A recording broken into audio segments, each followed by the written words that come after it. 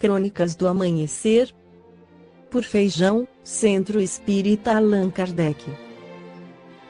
Balneário Gaivota, 29 de dezembro de 2017. A quem interessa a onda de intolerância religiosa que sacode o Brasil?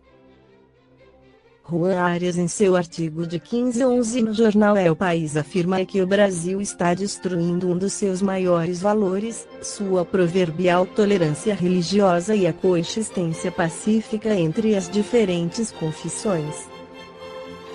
A quem interessa essa onda iconoclasta que, como este jornal publicou, cresceu 4.960% em apenas 5 anos, que registra uma denúncia de hostilidade ou profanação de locais de culto e pessoas que os dirigem a cada 15 horas?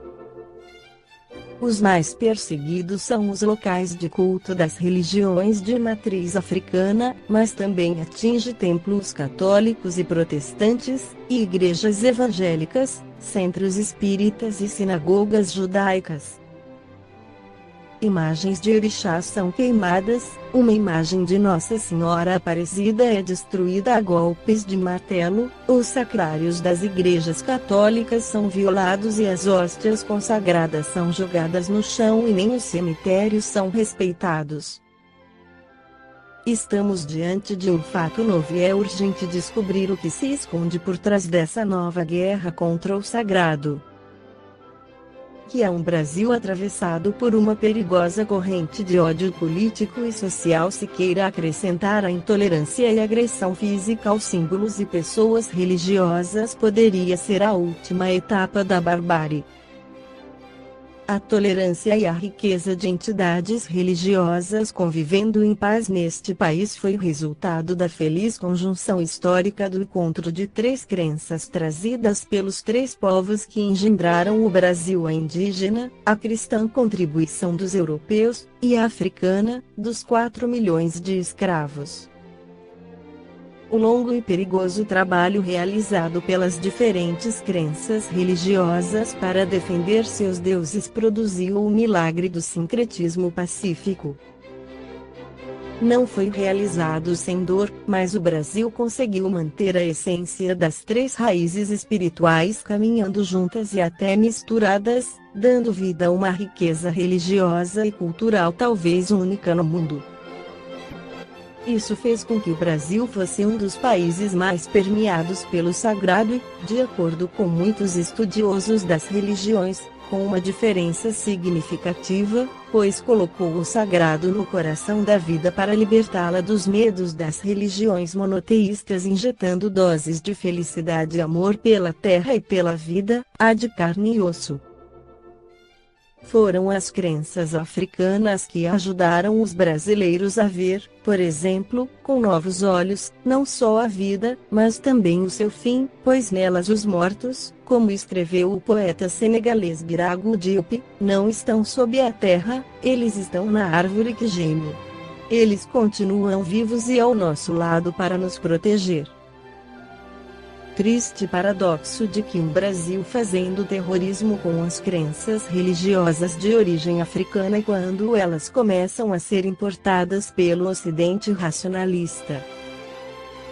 A mãe de santo alemã Gabriela Hilgest confessou, por exemplo, a minha colega Carla Jimenez, que os brasileiros são espiritualmente mais desenvolvidos do que os alemães.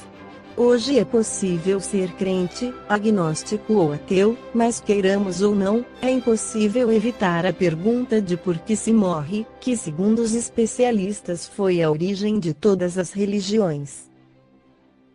O Nobel de Literatura, o ateu José Saramago, disse que se os homens deixassem de morrer, as religiões acabariam.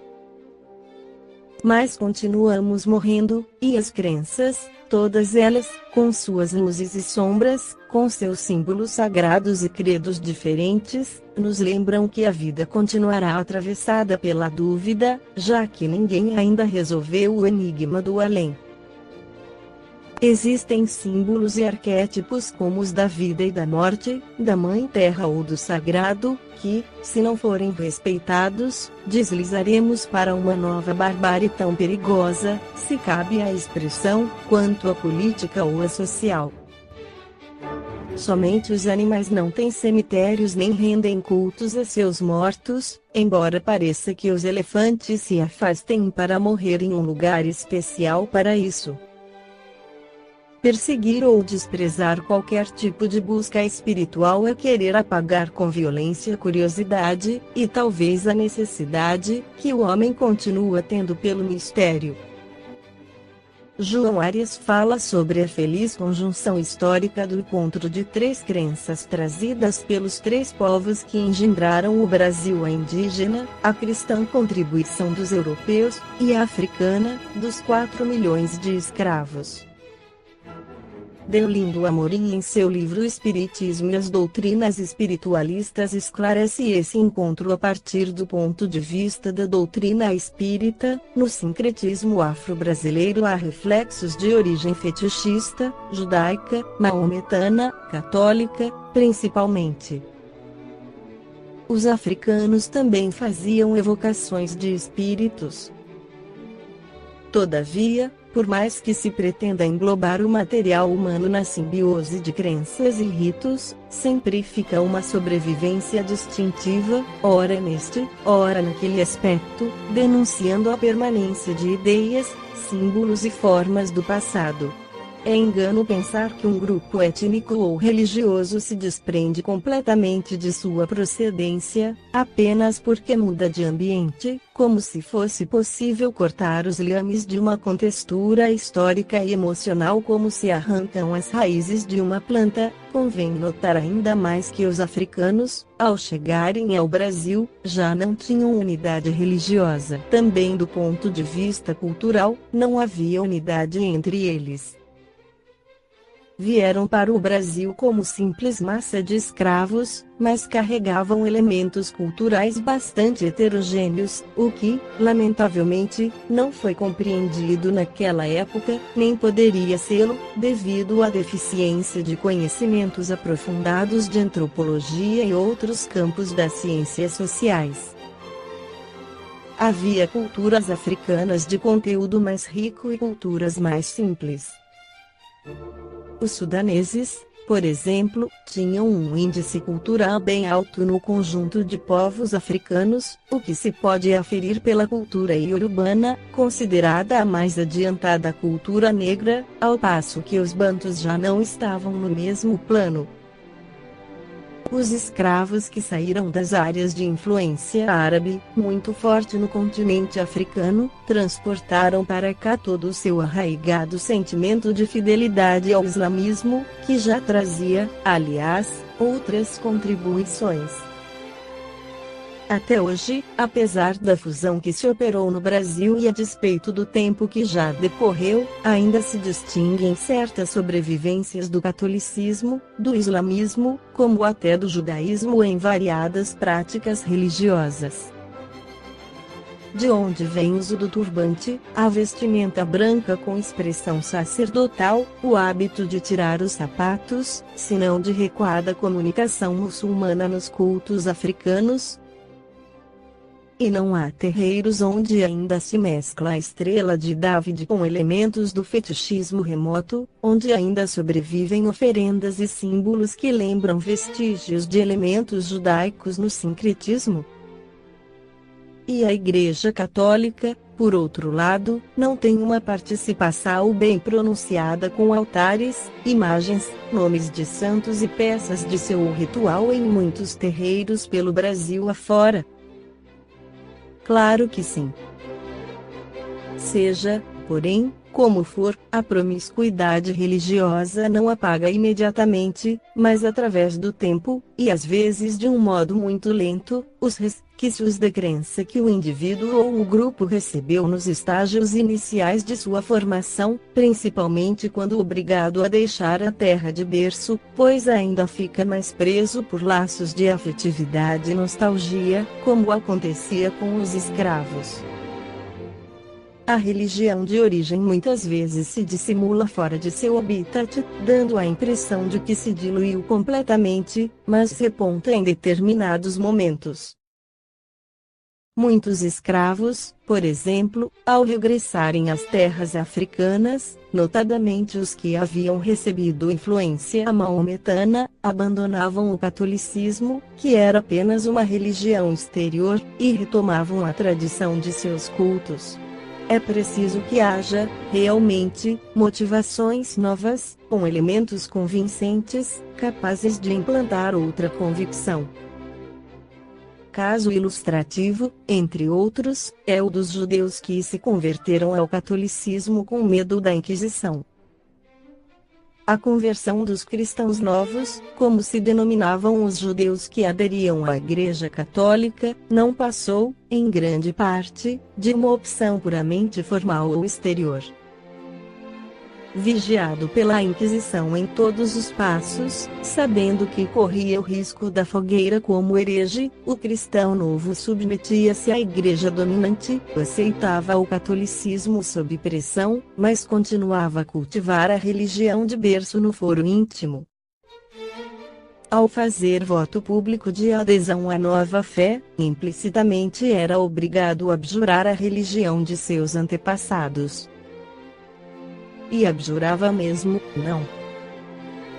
Muitos deles foram condenados exatamente porque, apesar de convertidos ao catolicismo, nunca deixaram de praticar o judaísmo, particularmente, com muita cautela, altas horas da noite, pois os fiscais da Inquisição acompanhavam todos os movimentos dos marranos, como também se chamavam os cristãos novos, espionando-os até pela fechadura da portal. Houve muitas condenações de cristãos novos pelo simples fato de terem adotado a religião católica e, ao mesmo tempo, ocultamente, se entregarem a práticas judaizantes. Para os inquisidores, era um crime imperdoável. As conversões por imposição, assim como as mudanças de credo sem convicção, mas simplesmente por interesse político, sentimental ou utilitário, sempre produzem falsos crentes, nunca implantam a verdadeira fé na consciência. A história que o diga. A exteriorização nada significa, desde que a nova religião não fique na alma. Aceitar o batismo, fazer profissão de fé solenemente, jurar obediência e tantos outros atos convencionais nenhuma interferência profunda poderão ter na vida interior, se a religião que o indivíduo sente não é a que lhe empurram pela ameaça ou pelo medo, mas a religião em que realmente crê, tenha ela a forma que tiver. Enquanto a inteligência não compreende, enquanto a razão esclarecida não aceita, enquanto o espírito não absorve conscientemente as novas ideias, é inútil e até contraproducente doutrinar qualquer ensino religioso. À luz desta linha histórica, esboçada a bem dizer em generalidades, podemos situar o sincretismo religioso como expressão dos contingentes culturais do país. Diversas manifestações religiosas entraram na composição dos sistemas de crenças e, por isso mesmo, nenhuma delas se encontra, hoje, em estado puro, como observou muito bem o professor e antropólogo Arthur Ramos, um dos desbravadores do campo de culturas negras no Brasil. Os próprios cultos que trouxeram as chegas maometanas com os escravos sudaneses, também chamados malis, embora muito segregados, muito confinados em seus círculos de convivência, depois de algum tempo também se fusionaram e, atualmente, subsistem apenas certos vestígios dessa cultura. Tudo se englobou e confundiu pela ação do tempo e por força dos contatos. Ao lado da variedade que veio com os africanos, não deixa de ser relevante, do mesmo modo, o meio cultural que eles encontraram no Brasil, onde as populações indígenas também não se caracterizavam pela homogeneidade, a despeito da coincidência de traços comuns. Não se pode estudar o sincretismo religioso no Brasil como fenômeno à parte, fora do quadro geral das populações nativas, pois é necessário levar em conta os núcleos anteriores à chegada dos espanhóis e portugueses, conquanto haja peculiaridade inerente a cada país. As culturas indígenas não brotaram no solo brasileiro como geração espontânea, pois também se prendem ao entroncamento do homem americano. Admitindo-se a confluência de três grandes linhas étnicas no lastro populacional do continente americano mongoloide, caucasoide e negroide, naturalmente o ponto de partida do elemento indígena sugere certas indagações. Haveria na América, realmente, uma população autóctone antes das primeiras interações com europeus e africanos, ou a população nativa já era o resultado de migrações anteriores àqueles cruzamentos? Segundo a teoria da unicidade, teoria que considera o índio-americano de origem unicamente asiática, a via de penetração teria sido o Estreito de Bering. Contrariamente, a teoria pluralista não aceita a tese de uma via única de penetração na América, qualquer que seja o ponto, nem uma origem única, mas procedências diversas. Além do continente asiático, que pesa muito no conjunto, deveriam ter caldeados núcleos indígenas ainda outros povos recuados no tempo, incursionando por outros caminhos e, não, apenas uma via de acesso australiano, malaio-polinésio, esquimó, por exemplo. E deste entrosamento saíram então os primeiros grupos indígenas, segundo a teoria pluralista. Naturalmente não há de ter prevalecido apenas o critério antropológico, mas igualmente o critério linguístico, que é muito importante na avaliação global, e ainda a diversidade dos aspectos culturais entre grupos aparentemente homogêneos. Seja como for, embora não haja unidade de vistas a respeito de sua verdadeira origem, o índio tem um acervo cultural, cujas configurações religiosas guardam uma tradição de lendas, mitos, símbolos, ritos e divindades. Na opinião de Couto de Magalhães, precursor dos estudos etnográficos neste país, o sistema de mitos indígenas no Brasil, do ponto de vista de substância, diz ele, é idêntico ao dos Vedas.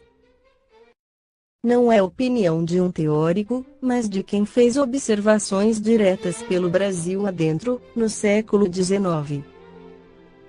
Quer na orla marítima, onde a expansão foi mais fácil, quer nos sertões pelo tempo adiante, espalhando-se pelas fazendas, naturalmente o africano se defrontou com objetos e práticas indígenas, inclusive sobrevivências religiosas. Mas até que ponto se fizeram sentir os contatos? Em que área da distribuição geográfica do elemento indígena teria havido mais aproximação com o africano? Se é verdade que já se escreveu muito sobre o intercâmbio entre índios e europeus, ainda não se fez, todavia, um levantamento completo a fim de apurar, em termos de avaliação criteriosa, o resultado ou as consequências do encontro das culturas negras com os cultos e as técnicas indígenas.